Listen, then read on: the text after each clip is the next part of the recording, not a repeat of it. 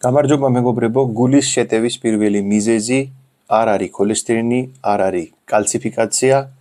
გულის შეტევის პირველი მიზეზი ეს ცხიმია, რომელიც ნახეთ თქვენ ეკრანზე რო ხედავთ, თქვენი გული რო არის, მაგის ირგლივ, არა მარტო გულის ირგლივს, როცა ადამიანი არის არასწორი კვებაზე, ჭამს ნახშირწყლები, სწრაფი ნახშირწყლები, მთელი დღე ბევრჯერ ჭამ, გულის ირგლივი ეს ცხიმი რო დაგროვდება, ეს არის გულის შეტევის პირველი მიზეზი.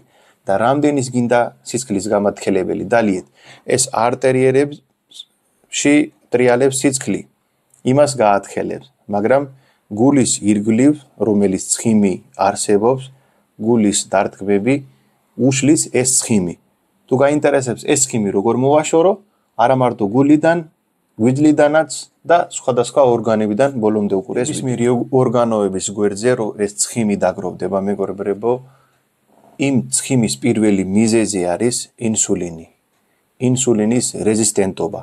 და ინსულინის რეზისტენტობა მე აგიქცენი თქვენ როგორ არის. როცა ინსულინი იგზავნება, მაგრამ არ იგებს ჩვენი უჯრედები, გარეთ ტოვებენ, კარები დაკეტილია, ინსულინის რეზისტენტობა.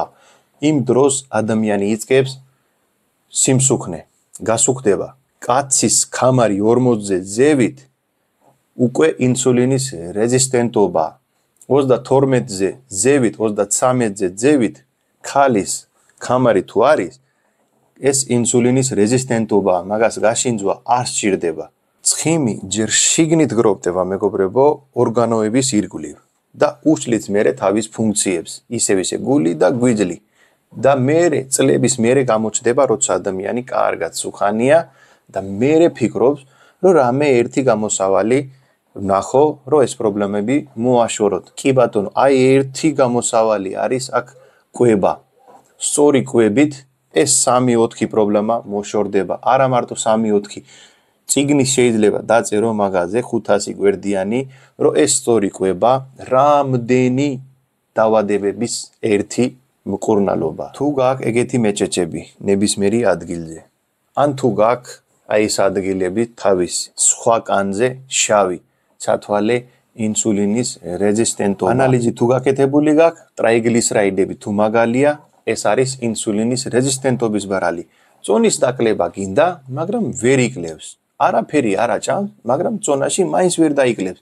იმას ქვია ინსულინის რეზისტენტობა. თუ დიდი ხანი არ შეგიძლია საჭმელის გარეშე, ანუ საჭმელიდან საჭმელამდე რაღაცა მაინც გინდა. სასუსნავი რო ეძახიან, რაღაცა გინდა.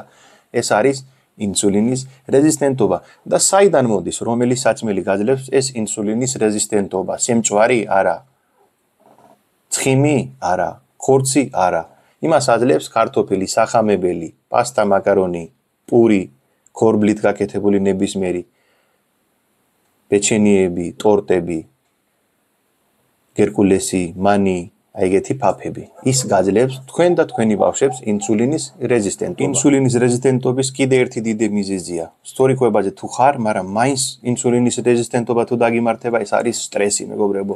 როცა ადამიანი სტრესი არის, სისხლში ტრიალებს ზედმეტი შაქარი.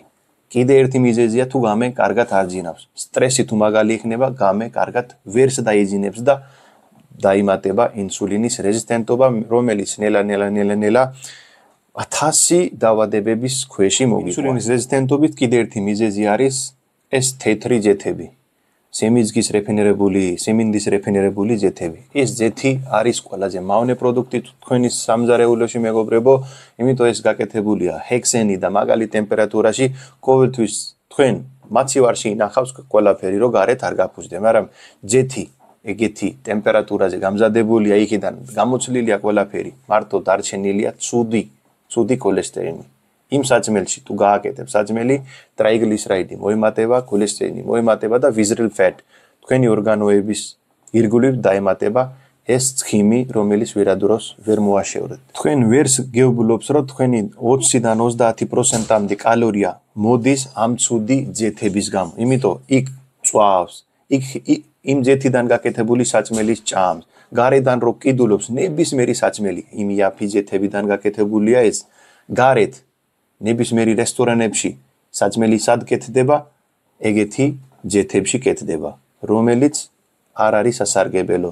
თქვენ ყოველთვის გამოიყენე ერბო ან ცხოველური ქონი, ან შეიძლება ზეითუნის ზეთი, ან შეიძლება ქოქოს ზეთი, ავოკადოს ზეთი, ეს უკეთესი ზეთია, რომელშიც შედის კარგი ცხიმი და ომეგა-3 მეტი, ვიდრე ომეგა-6, რომელიც ყოველთვის საუკეთესო. ომეგა-6, როცა მეტი მიდის და 3 დაბალი, ანთების პროცესი მიდის. ცხიმის მოშაშორებლად რას აკეთებს? პირველი ნაბიჯი არის ეს ნებისმიერი ზეთები თუ გაქვს, ეგეთი ზეთები თუ გაქვს. სამზარეულოში კი ალტერნატივა ცოტათი ძვირია, მაგრამ ჯანმრთელობაზე ძვირი არაფერი არ არის.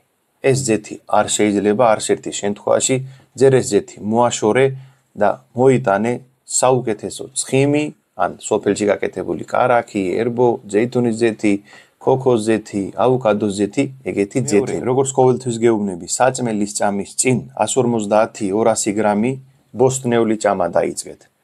მერე მიაკოლე ცხიმი და ნახშირის წყლები უნდა იყოს მინიმალური, ყველაზე დაბალი უნდა იყოს. ნახშირის წყლები თქვენი კვებაში და იმ ნახშირის წყლებში ჯოგი ფიქრობს ბოსტნეულია ქართოფილი. ქართოფილი არ არის ბოსტნეული, ბოსტნეულებში არ შედის. ქართოფილი არის სახამებელი, სადაც სწრაფი ნახშირის წყლებია. არ შეიძლება დიაბეტი, ან პრედიაბეტი, ან ინსულინის რეზისტენტობის ადამიანისთვის. მოაშორე ეს ქართოფილი, კარგი ცხიმები, მაგრამ ჯერ ბოსტნეული და მერე მიაკოლე ნებისმიერი ხორცი ან სხვა საწმელი. პურის ალტერნატივა რა შეიძლება გავაკეთო? ბევრი ალტერნატივაა მეგობრებო. შეიძლება იყოს გრეჩკა, შეიძლება იყოს ქინოა და კიდე არსებობს სხვადასხვა ალტერნატივები. მაგრამ თუ თქვენ მაინც ვერ მოაშორებთ ეს პური, ბოლოს, სადაც ნაჭამია ბოსტნეული და ხორცი და სხვადასხვა საწმელი, ბოლოს მიაკოლე ეს პური. მესამე, საწმელი ჭამს მარტო ორჯერ. ერთი 11 ან 12-ჯე, ერთი საგამოთი 6, 7 ან 8 საათზე. სტაბილური იქნება თელი დღე ინსულინი, გლუკოზა იქნება სტაბილური. ეს საუკეთესოა თქვენი ჯანმრთელობისთვის და ნელ-ნელა ნებისმიერი ადგილზე ცხიმი დარჩენილი ძერ შიგნიდან იქნება, დალპება შიგნიდან, მერე გარედან და წონაშიც დაიკლები და ვიზრელ ცხიმი რო არის გულის ირგვლივ ან გვიძლის ირგვლივ, ეს ჩამოვაქვევით. და მეგობრებო, არა მარტო გული, არა მარტო ცხიმი, არა მარტო წონის დაკლება. ეს წნევის პრობლემები რო არის, დაბალი წნევა, მაგალი წნევა, გაცითლებული სახე, მერე წნევის წამალი ცალკე, კოლესტერინის წამალი ცალკე, გვიძლის წამალი ცალკე. იმ ყველა წამალის ერთი გამოსავალი არის ეს კვება. ისე ჭამე მეგობრებო 2 წელიად გეუბნები, ჯოგი ადამიანმა დამიჯერა და დაიწყო ჭამა, წონასიც დაიკლოთ. ბევრი წამლები გადააგდოთ, გულის წამლები გადააგდოთ, კოლესტერინი წავიდა ქვევით, წნევის პრობლემები მოშორდა და თქვენ სჭირდება, რომელი ადამიანი ფიქრობ, ერთი ალტერნატივა, რამე ერთი წამალი ხო არ არის, რომ დავლიო და კარგად გახდე. წამალი არადროს ალტერნატივა არ არის, კვებით მოსულია ეს პრობლემა, ყოველდღიური პრობლემებისგან და ისე ყოველდღე, აი დღეიდან შეგიძლია დაიწყოს ამ პრობლემების დალაგება. მეოთხე ნაბიჯი, საწმელი ჭამის მერე სიარული. არადროს არიაროთ ცარიელი კუჭი. თუ თქვენ ცარიელი კუჭი შეირნობთ, მაშინ მოდის შაქარი ქვევით და ჭამა მოგინდება სწრაფად. საწმელი ჭამის 40 თუთის მერე შეგიძლია დაიწყოთ სიარული. სტაბილური იქნება, როცა მიდის ეს ინსულინი გამოყოფილია, იმ დროს თქვენ უნდა იყოს სიარულში.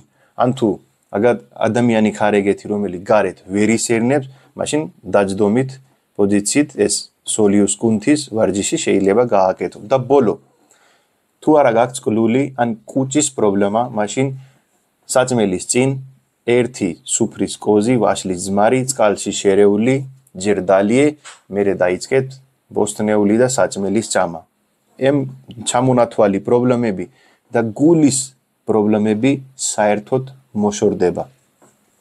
ყოველთვის იქავი ჯანმრთელი და ბედნიერი. გააზიარეთ მეგობრებში, გამოიწერე არხი, კარგად და ჯანმრთელად.